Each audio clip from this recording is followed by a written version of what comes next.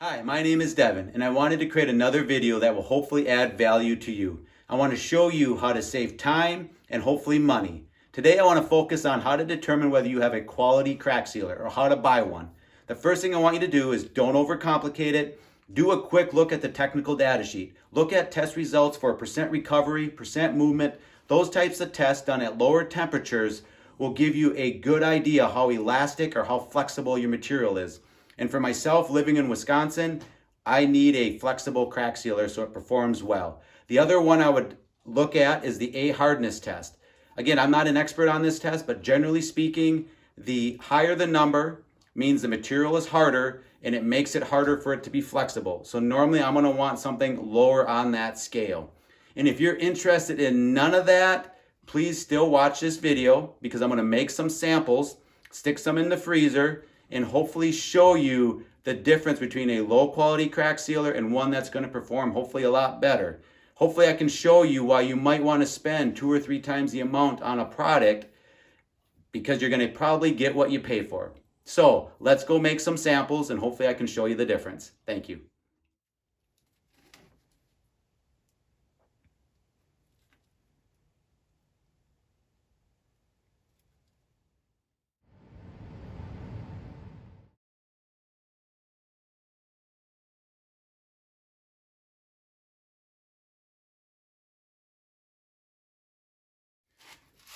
One thing I wanted to point out with this stuff is I don't know if it's self-leveling, but it does seem like it's almost an in-between where this was self-leveling, which I didn't have to do anything as far as to finish it. This stuff was not. This was probably the hardest one to finish. This one was self-leveling, and this one was not, but it finished really nice. And same thing with this one. I don't think this is self-leveling, but it's finishing nice.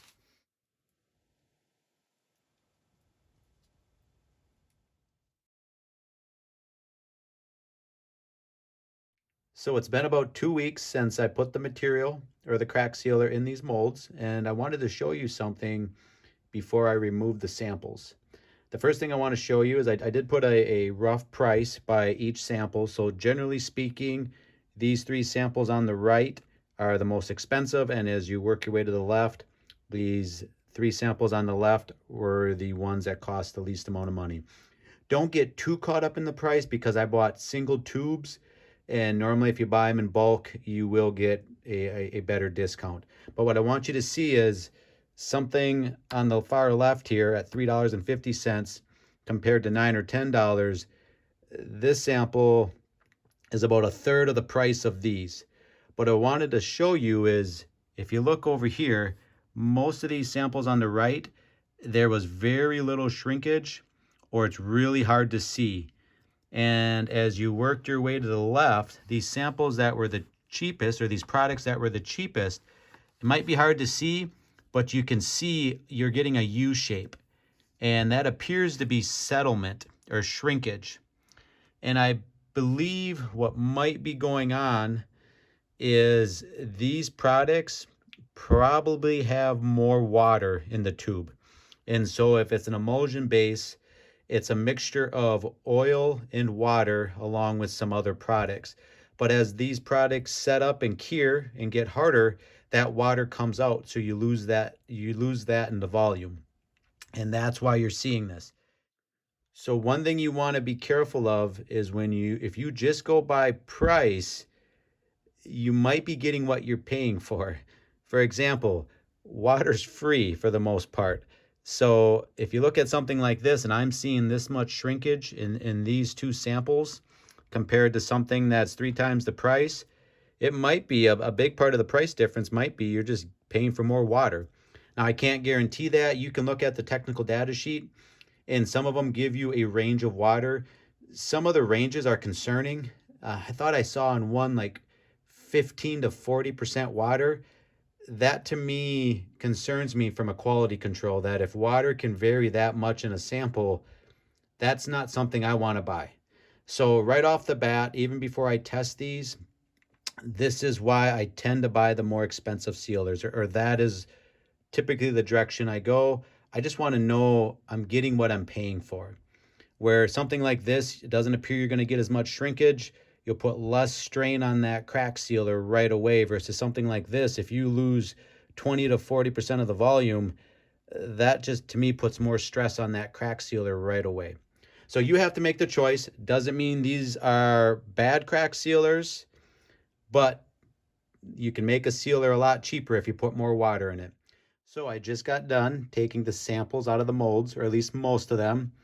As I suspected, this sample I think is going to be one that I won't be able to test. For whatever reason, it only set up to about 1/8 to 1/4 inch down, then it's still a goo. So I won't be able to get that one out. I'll probably just let it sit there until it gets hard. But a few other things I wanted to show you as far as bond strength. These samples, so the gray one, which was self-leveling, this one wasn't self-leveling, and then this one, these are the three were the most expensive. This one by far had the best bond strength. At one point I thought I might actually have to cut the mold off just to save the sample. I was worried about breaking the sample. You can see it. This stuff is just, it's stuck on there. I was really impressed how well this stuff bonded. That to me is a great sign that it's going to work really well on asphalt pavement. So I mean, if this is what I want to see, something that sticks to the mold that much. These came out nice, which doesn't mean it's wrong. This stuff's made not to stick, but this stuff stood out right here, the $11 sample. And these, I don't know what's going on here. It's almost part of like the brown water or part of the emulsion. Those didn't stick at all. The other thing I want to show you is just make sure you know what type of product you want to buy. Do you want a self-leveling product or one that's going to be a lot thicker and you're going to have to use a metal scraper to kind of smooth it out? And again, full disclosure, this product is a roofing sealer. I even asked the company, or I emailed them, said, hey, can we use this for sealing cracks? And they said, you can. They're not going to warranty it. They said, try it in a small area. And the reason why I wanted to try this one, it's the same company that makes the gray one, and the test results were a lot higher than some of the other samples. If you want to make sure your crack sealer gets way down in the crack, I would probably go more towards a self-leveling crack sealer. So just, again, something else to keep in mind. And we'll see. Hopefully I'll let these set for a few days and make sure they're fully cured. And then I'll do a few tests on them. So it's been about 3 days since I've taken the samples out of the molds. And it's been about probably 17 days since I first put the samples in the molds. And the extra 3 days was just to make sure if there's any moisture in the samples, it gave it a little extra time to cure. So the first thing I wanted to show you, and these are some of the test results I told you to review on the technical data sheet, but you can see from our more expensive samples, the percent movement was around 25%. On this one, the A hardness was 25, 35% on this one, 25 to 30 for the A hardness, 20 plus or minus 5 for the A hardness on the $11 sample, and about 25% movement. And so this is why it's so important to look at the samples, because to me, from visual observation and just feeling the samples, these numbers more or less make sense versus there was no data on these cheaper samples. But just to show you, you start looking at these more expensive samples and the recovery or how it springs back. I mean, you can see my finger pushing down, but the fingerprint disappears. That's what you want to see. Or for this one, same thing. You can see it, hopefully you can see it flexing, but there is no fingerprint. This one to me was one of the best. It can really flexible, really elastic, but it springs back to its original position. Now these less than desirable results, hopefully you can see it, but if I push down, you can see my fingerprint, and it might be rebounding a little bit, but very, very slowly. And then this is the cheapest sample. Might be hard to see, but you can hopefully see the dimples with my finger. That to me is what I do not want to see in a crack sealer. I want to see what we're seeing in these 3 more expensive samples. And the test results help back it up. You start seeing a higher percent movement. That means it can stretch or flex, and hopefully you can pick that up. It's acting like a rubber band. Same thing with this one. This isn't the best sample because it didn't consolidate the best, but it's still stretching. And then this one, to me, I was really impressed with this one, how flexible it is. And then it goes right back to its original position. So to me, right off the bat, even before I do anything else with these samples, these 3 samples have really separated themselves from these cheaper samples. And more than likely, how you get this much percent movement and this type of hardness is probably with a decent dose of polymers. Polymers are very expensive, but you get a lot of the times with polymers, you can make it rigid like a plastic, but flexible like a rubber. In a sample like this, it reminds me almost of a piece of rubber. It's that flexible. And just to give you another example here, you take a sample like this, I just wanted to show you here how fast it springs up. Great recovery with all these 3 samples. Not cracking on the surface. Same thing, this one is really flexible. This one, I don't know what we're gonna get. It's just a lot more rigid. And you can see there is not much rebound with the cheaper sample.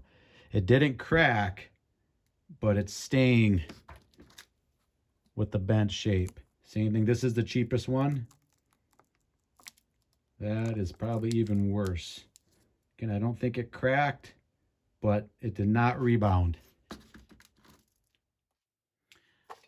So in summary, even before I stick these other samples in the freezer, these 3 samples have separated themselves from these cheaper alternatives. And to me, just with the recovery, the flexibility, how it's acting more like a rubber, to me is what I want to see in a crack sealer. I actually used this crack sealer, the little bit more expensive big box brand, this last fall, and we looked at the crack a few months later during the winter, and it had already pulled apart on one side. So I probably will not be using this product again. I'm going to go with the more expensive one. I don't want to have to keep resealing a crack on our pavements. Still going to put these in the freezer, and I want to see how they perform. So I will check back in with you hopefully in a few days. Thank you. So it's been about 2 days since I put the samples in the freezer, and now I will take them out. I'll probably take them out in order, with starting from the right and working my way down. And just remember, these are the most expensive ones. These are the ones that you can just tell how flexible they are, how elastic they are, versus these. I mean, you can still see my fingerprint from a few days ago. So very different samples. But yeah, so I will take one sample out at a time. I just want to make sure that they're not unthawing. So here's the first sample. I just took it out of the freezer. It's still pretty elastic. I mean, the warm sample is more elastic, but still good, I believe pretty good flex. I'm impressed. So here's the bend test. So it still flexes really well. It's not cracking. Very impressed for it to be below zero for several days. Or I mean below freezing for several days. Very impressed. So here's the second sample, the $9 sample. And still pretty good on being elastic, being flexible. I'm impressed. Also with this sample. Little harder to stretch when these samples are cold, but you can still tell, hopefully the camera's picking it up, that there is still movement. So here's the bend test.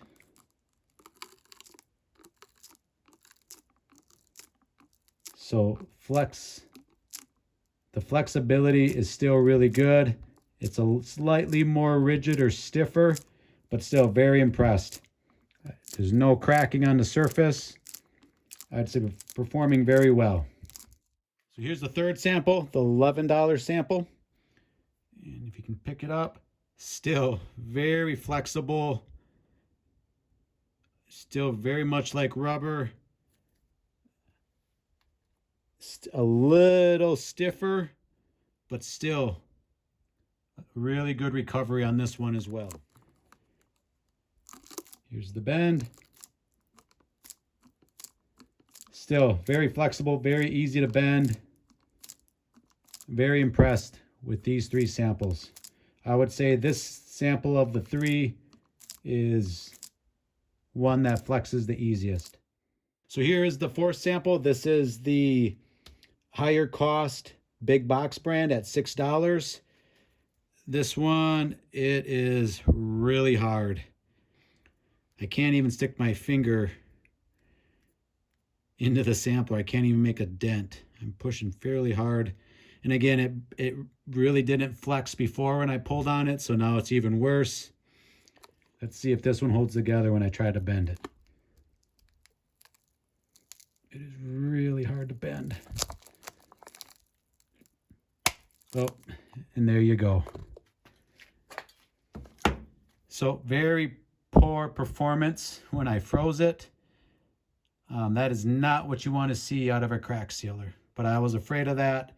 Even before I froze it, you could tell these samples are very stiff, and it, you know, when it made the U shape, it just more or less stayed in the shape of a U. So not what you want to see.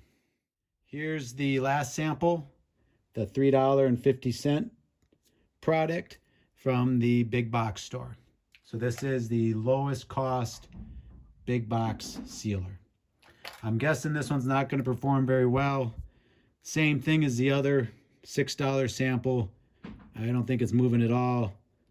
I can't even make an indent with my finger with this one also. Doesn't surprise me, very stiff.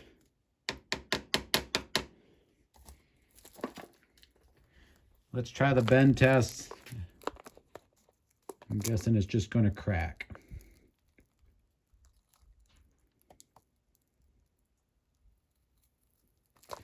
I'm putting a decent amount of pressure on this one, and not much is happening.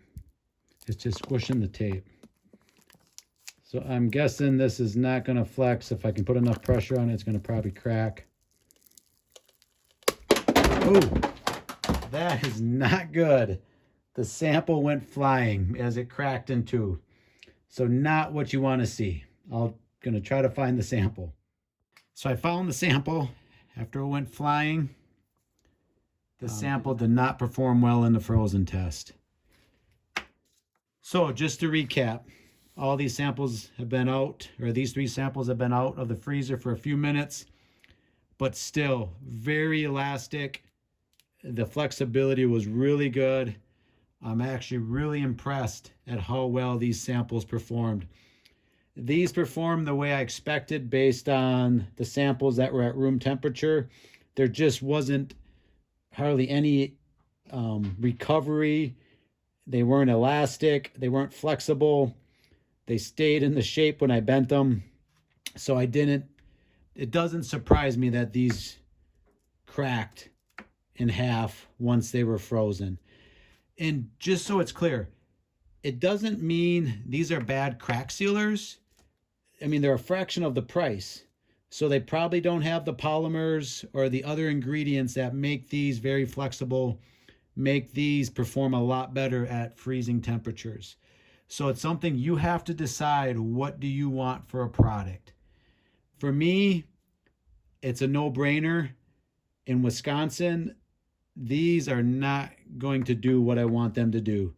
This material I have used on concrete several times, and it performs really well. And I have checked it in the middle of winter, and it still has good flexibility. It's very elastic.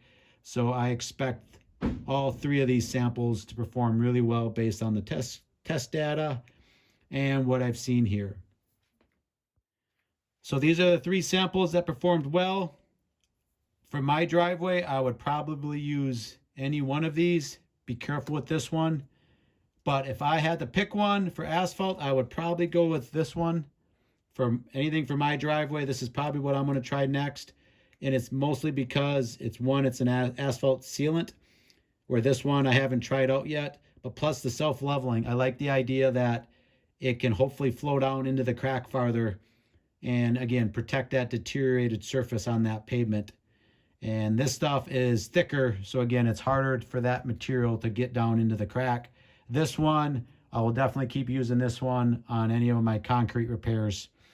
So very impressed with these three. I'm not even gonna get into the other brands that didn't perform well. I want to show you products that I would use on my driveways or sidewalks rather than a material that I wasn't too impressed with.